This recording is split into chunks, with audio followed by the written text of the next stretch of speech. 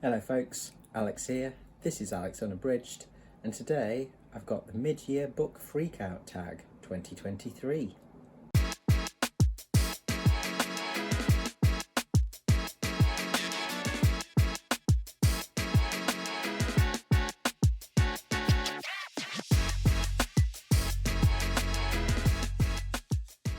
So welcome back to the channel if that is the case.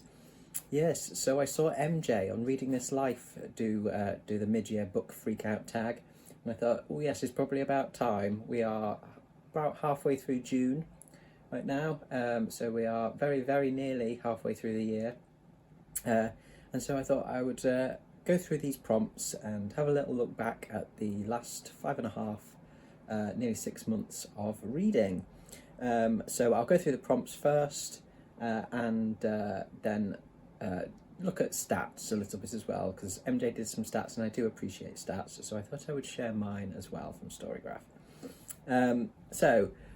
First to the tag prompts. I don't know who the originator of this tag was, I'm afraid, but they are a list of good little prompts. So let's crack straight on with prompt number 1, which is, what is the best book you've read this year so far? Favourite book, I'm going to take that to mean. It's very hard to pick, I think. There's been, favourites for different reasons. Certainly one of them that will take some beating for the rest of the year is Pet by Kweke Emezi.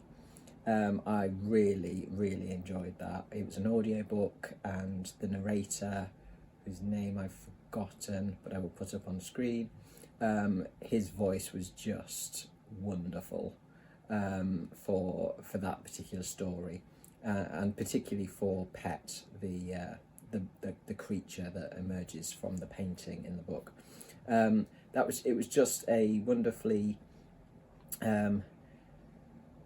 warm but dark story, some really great characters, a fantastic handling of a trans main character, a young trans main character. Not that was the focus of the story at all, and I think that's one reason why I liked it. And the writing's beautiful. The poetry of the writing is really stunning. So yeah, that one is definitely a favourite.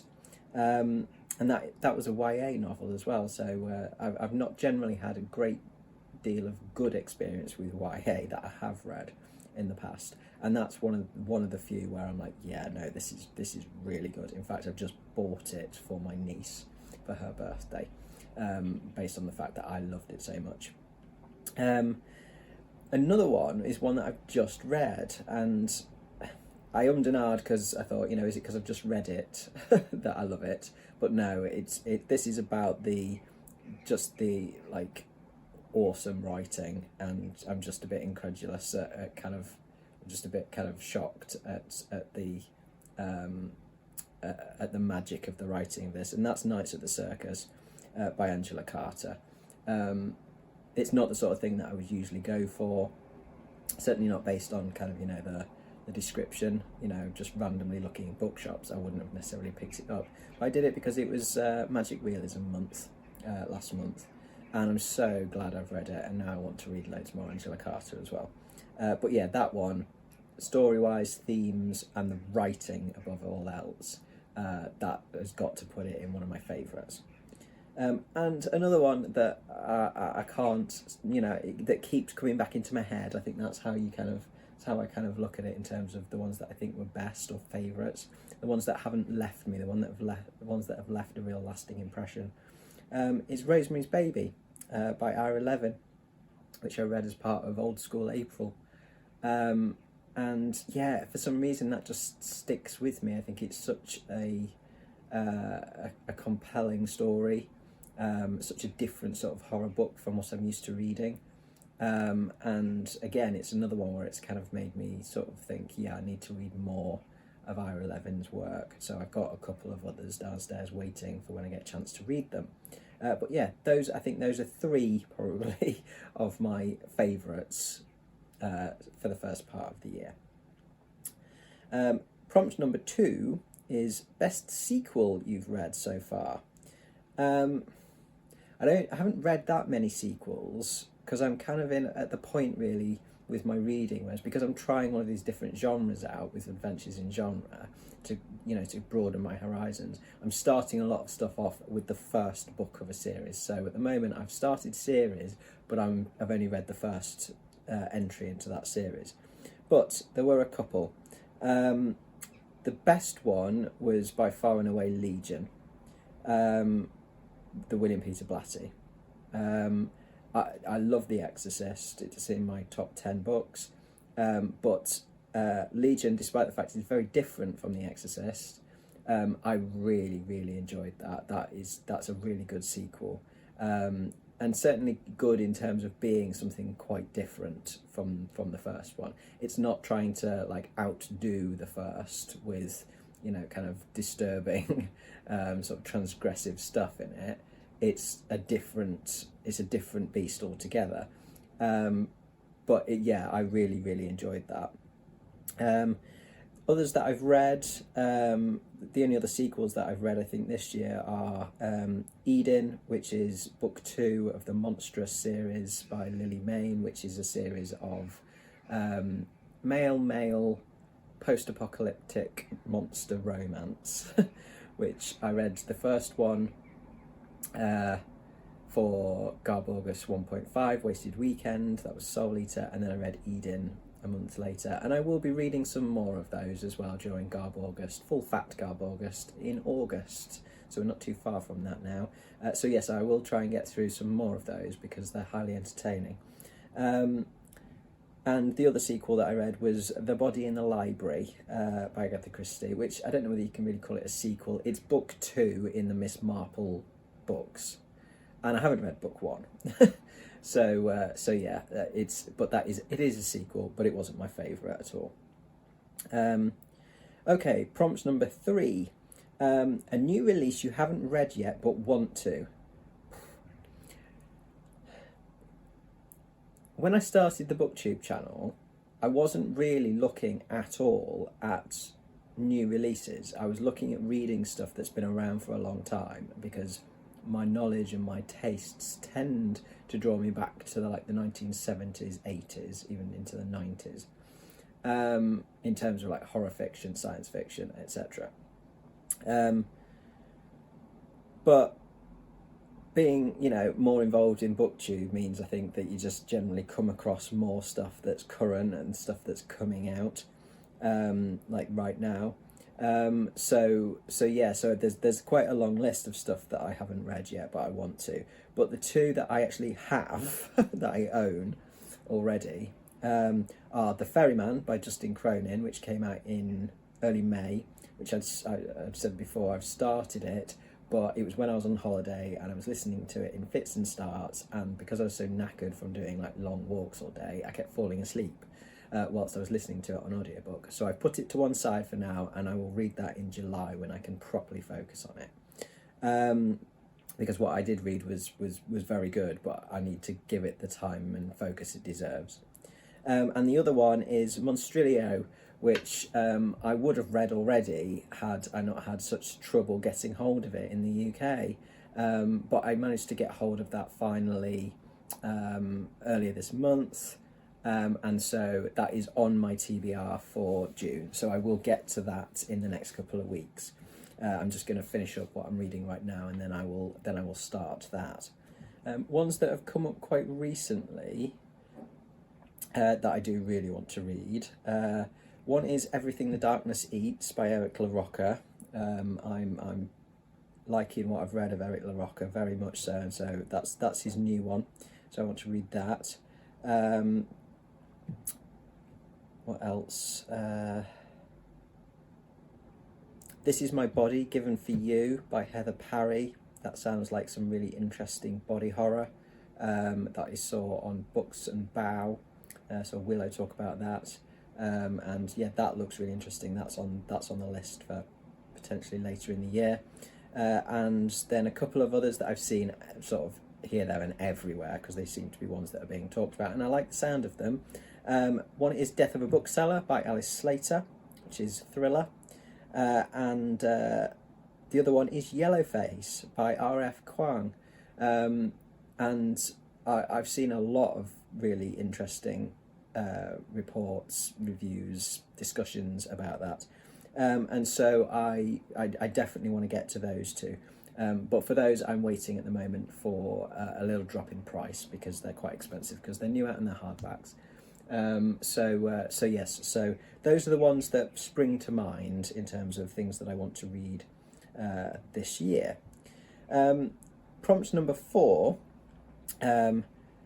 What's your most anticipated release for the second half of the year? Up until recently, I would have said Holly by Stephen King.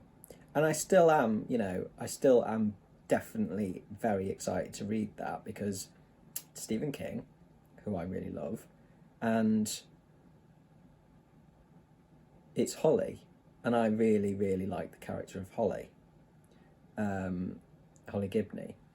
But Stephen King's a difficult one for me at the moment because I'm off his writing a little bit at the moment, or I'm like just finding myself kind of drawn to other stuff other than King, to new writers or to different writers. And I would have said, when I started this channel that King was probably my favourite author, whereas I wouldn't say that now. I think that's kind of a positive thing about BookTube is that it's forced me to like read quite a bit more new stuff, or not new but like new to me, and it's putting in perspective I think some of my feelings towards writers that I already, to writers that I thought I loved, or the hierarchy, essentially the ranking, I guess, of writers. And I'm kind of reassessing some of what I think about King at the moment. So yeah, I am interested to read Holly, but also Fairy Tale was disappointing, and yeah, I'm going into it with kind of cautious optimism. I'm not hyped for it like I would have been, sort of at the beginning of the year. I'm kind of cautiously optimistic that it'll be good and that we'll get some more good Holly Gibney stuff, and yeah, that I'll enjoy it.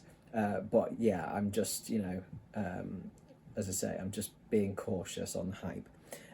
The one that I am hyped for, that I'm definitely that is my most anticipated release now, is Bookshops and Bone Dust by Travis Baldree, which is out in November, because I loved Legends and Lattes, which was a surprise to me, and I can't wait to read more of that world, of Viv, the main character, the orc mercenary, and just Travis Baldree's writing style, because the first one was just such a lovely book to read, such a fun, warm book to read, that yeah, I just want more of that, please.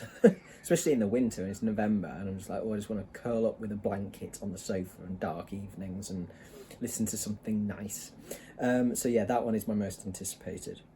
Prompt number 5 is biggest disappointment.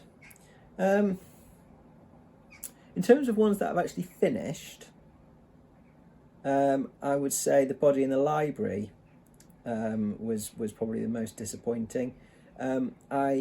It's not that I didn't like it. I gave it a 3 out of 5, which I stand by that now still.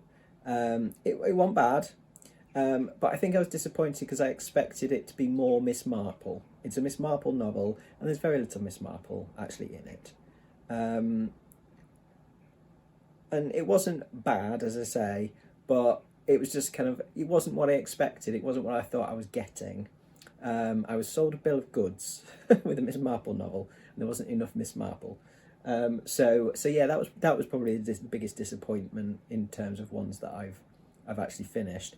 In terms of DNFs, the biggest disappointment was The Sound of Laughter by Peter Kay, which, as I say, I DNF'd it because it just wasn't doing anything for me, and that was a disappointment because I expect something like that, by a comedian that I love, that I find so funny, to the experience that I had with the memoir, not being funny and just being kind of tedious.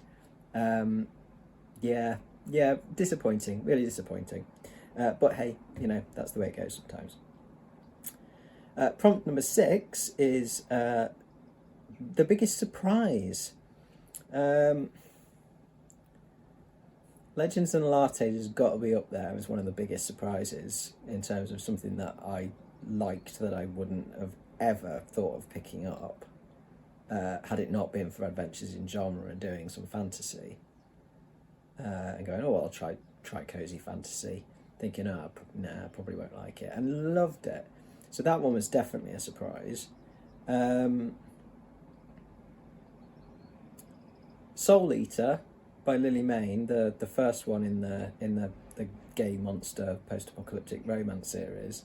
I read that for a laugh, you know, because it was Garb August. I thought, well, that looks bonkers. A bit of bonkers Kindle Unlimited smut. Okay, let's try see how bad this is. And it really wasn't bad at all. It was good. It was very good fun. And yeah, so that one was quite a surprise.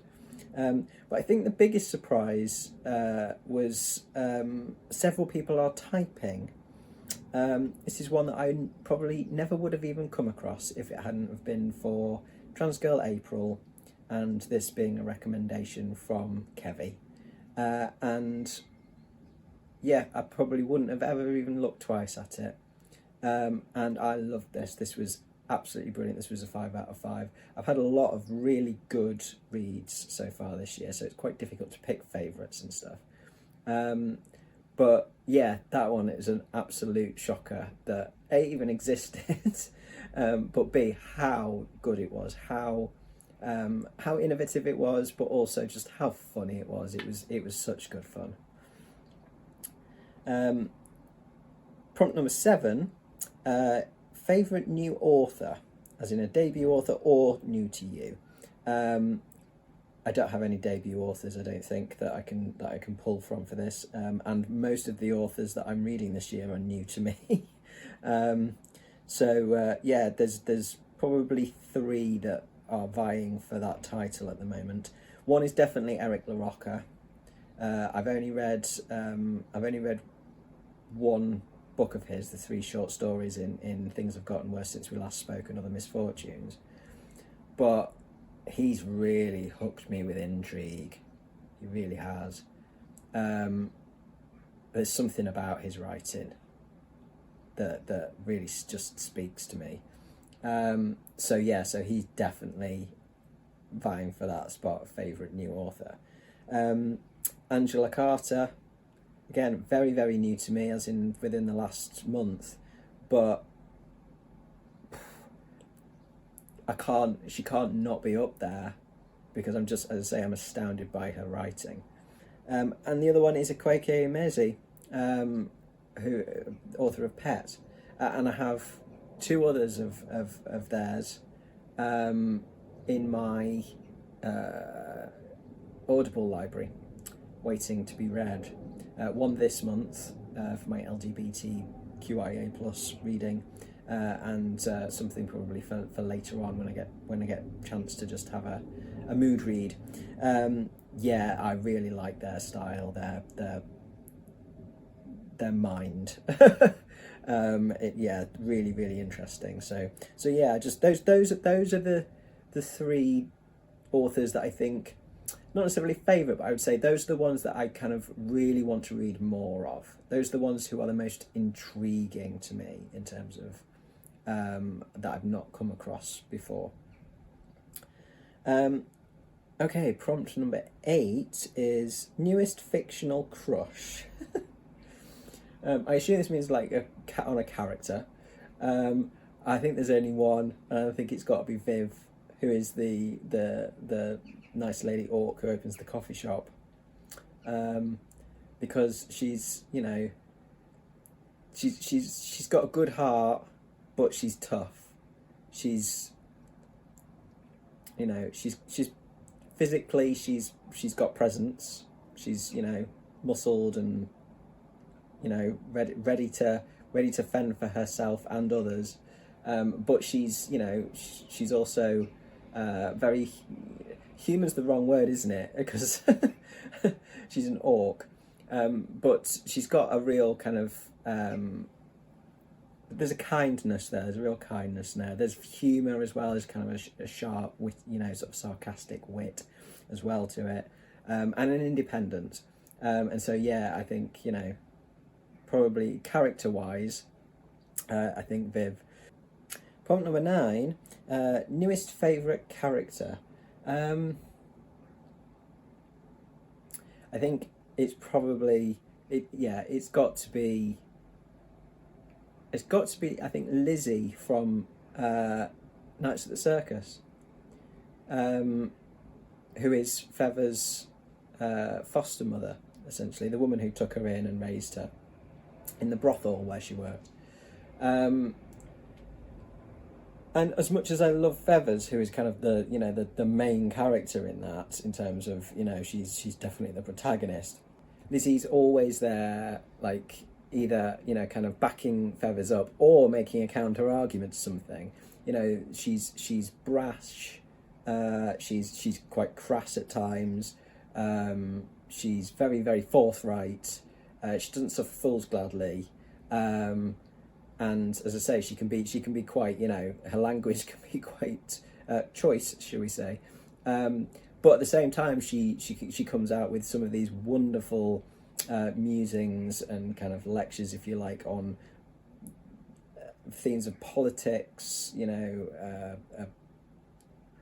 philosophy, all that kind of social stuff. It's social commentary. She's just I just find her a really entertaining but also very interesting character. As I say, as much as I love Feathers, I think I actually have an even bigger soft spot for Lizzie. So yes, I'll go with that, Lizzie, from Nights at the Circus. Okay, prompt number 10, a book that made you cry. I think there's probably been a couple, certainly with tears of laughter, there's definitely been a few. But in terms of, crying because of more of an emotional kind of reaction to something, I would say that's got to be Fierce Femmes and Notorious Liars, A Dangerous Trans Girl's Confabulous Memoir by Kai Cheng Tom, which was just beautifully written. And I think because it was in a lot of ways very relatable to me, I think that's what got me. Some of the elements discussed about sort of a trans experience, I think that's probably what brought the tears. I think there was a lot I could kind of identify with, and so yeah, I found that particularly affecting. Prompt number 11, a book that made you happy. Legends and Lattes, absolutely, without a doubt. That's the one that's made me the happiest, I think. Probably along with Several People Are Typing. That also made me very happy. But that had got an edge to it as well. That had got kind of like some sharpness, it's satire. It's got a different edge to it. Whereas Legends and Lattes, there is nothing but happiness in that book. That is just, don't get me wrong, there's stakes, there's some mild peril, I think is probably what you'd say, or what the films would say in terms of classifications, mild peril. But yeah, it's it is low stakes, and it's, as I say, it's just a lovely, lovely book. So yeah, that one is all out happiness, that one. Okay, prompt number 12, the most beautiful book you've bought so far this year or received. This is one that I got for my birthday, and that is Taking Joy Seriously by Camille Whaaaaaat. I love this book. It's beautiful inside and out.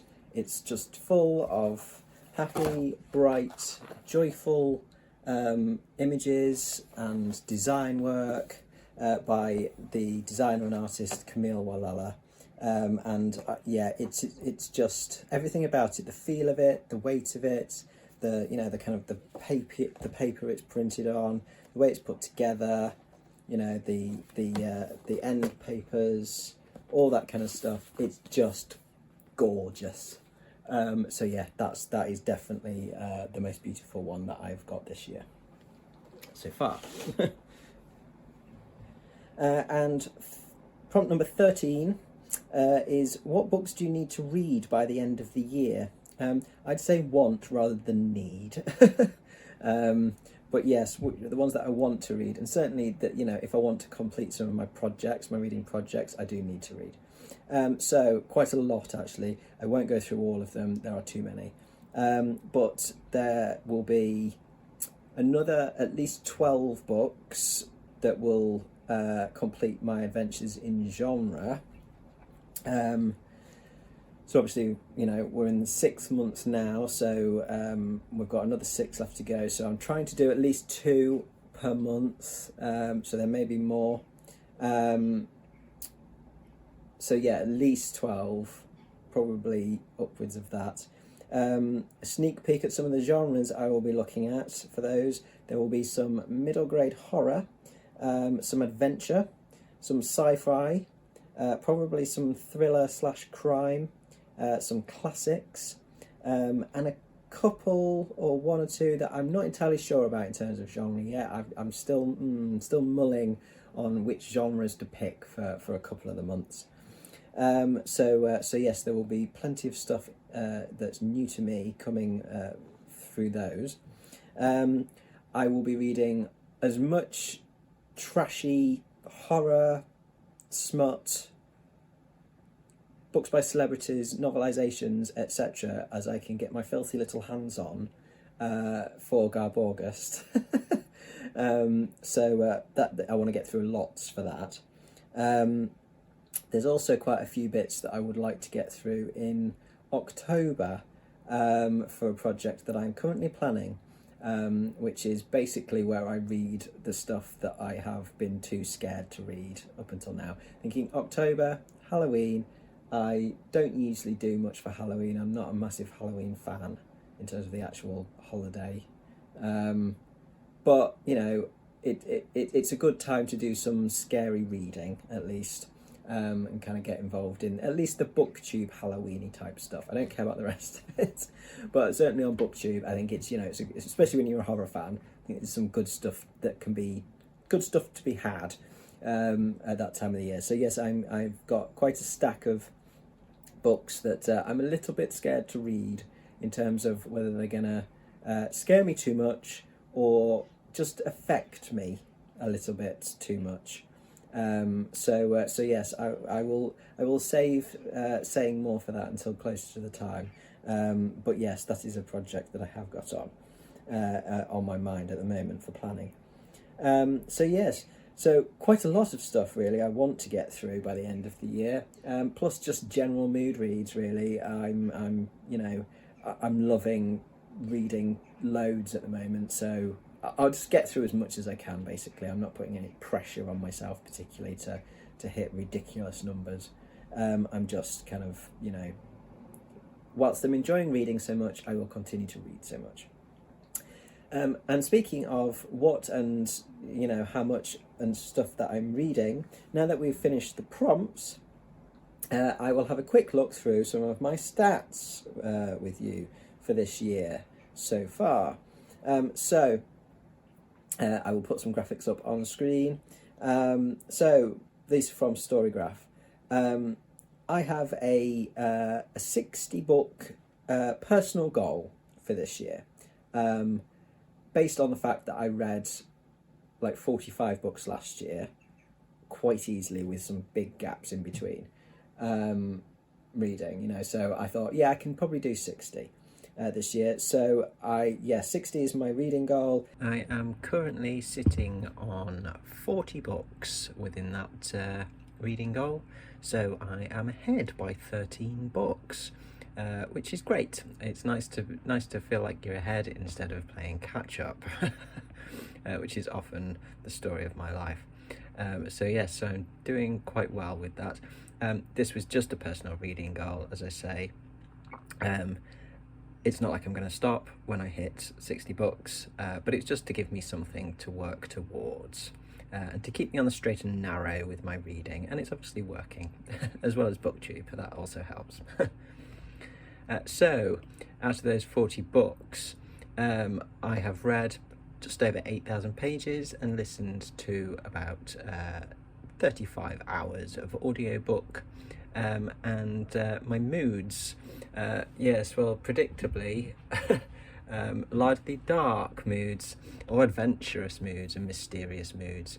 I'd expect that. That's pretty much, that's pretty much what I'd forecast. Emotional as well. I wouldn't necessarily have said that, but obviously bearing in mind all of these categorizations, etc., are based on, Storygraph's own categorization and what other readers have classed these books as. Pace-wise, predictably, I prefer fast-paced books. nearly half the books that I've read are classified as fast. And yes, slow-paced. I'm not a massive fan of really slow-paced stuff. I've read far more shorter books than I think I ever have before in terms of the page numbers. Less than 300 pages. I used to go for the big chonkers, like pretty much all the time, but that's because I think, I didn't read quite so many books, or didn't care about reading, lots and lots of books. I knew what I liked, and I had authors that I liked, and I would pick up a big thick chunk of a book, and that'd do me for a bit. But that has obviously kind of receded somewhat. I've not read that many 500 plus page books this year so far.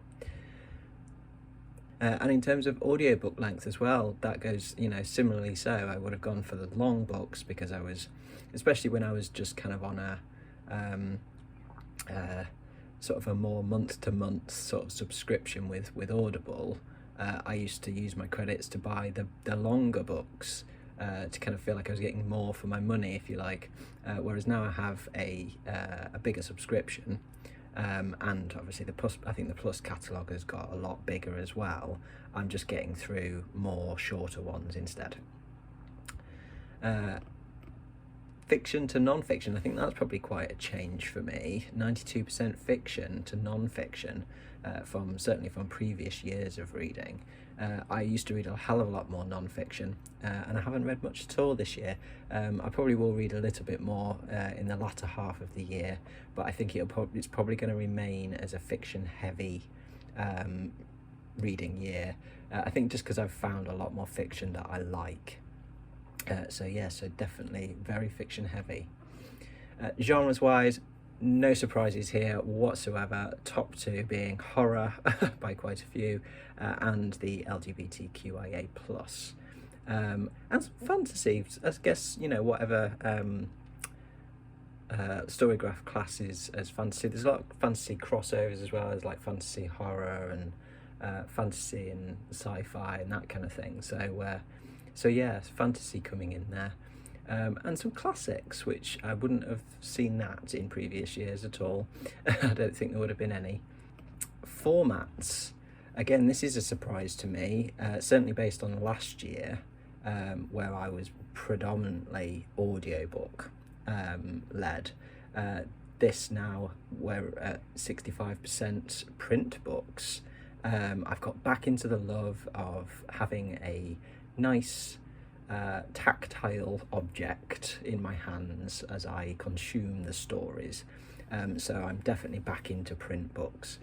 Still listening to quite a bit of audio, and I have started getting into more digital. Again, digital probably wouldn't have even appeared on this graph last year, possibly like a 1% or something of a couple of digital comics, but I am starting to chip into that digital consuming of content.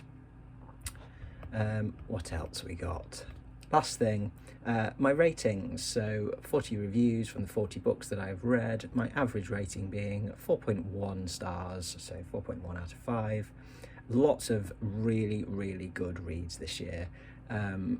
Only one book at 2 stars, or 2 out of 5. Anything below that, I think if it was lower than that, I probably DNF'd it. So yeah, 2's the lowest I've gone this year. Quite a few at 5, but the majority being at 4. 17 books at 4 stars. So I can't complain at that at all. So yeah, I'm having a good year in terms of the things that I'm enjoying, most definitely. So yes, so those are my stats. So that is it from me today. I won't tag anybody specifically, but I will, you know, do the usual and say, you know, show us what you got. what's your year so far looking like? I'd be very interested to know. So yeah, if you are a booktuber and you fancy doing this, then hop on board. And if you're not a booktuber, let me know in the comments if you know how your year's been going on your reading. So that is it from me today, I think. Thank you very much for watching, folks. If you liked this video, please do consider giving me a like and subscribing for more content coming very soon. I will be back with more bookish ramblings next week, but from me, for now, that's ta-ra.